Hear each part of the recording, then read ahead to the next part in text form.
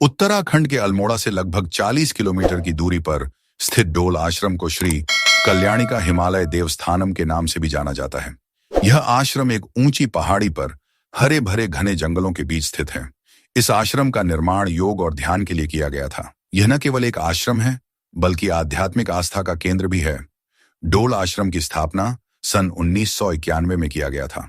इस आश्रम का उद्देश्य न सिर्फ योग और ध्यान को सीखना है, बल्कि यह आश्रम वैदिक शिक्षा का भी एक केंद्र है।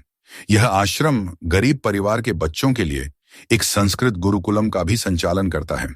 इस आश्रम के मुख्य महंत बाबा कल्याण दास जी महाराज हैं।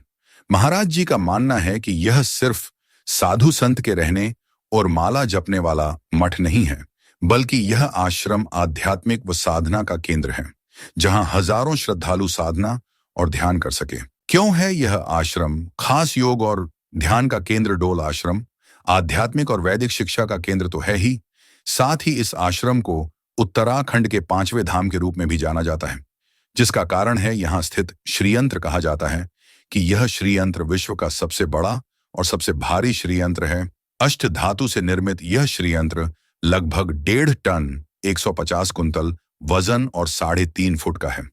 इस यंत्र की स्थापना का अनुष्ठान 18 अप्रैल 2018 से शुरू होकर 29 अप्रैल 2018 तक चला था। और आपको बता दूं कि इस आश्रम के मुख्य आकर्षण का केंद्र यह श्रीयंत्र है।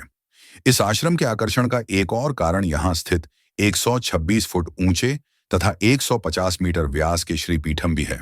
इस श्री पीठम की सबसे बड़ी विशेषता यह है कि इसमें एक साथ 500 लोग बैठकर ध्यान और योग कर सकते हैं।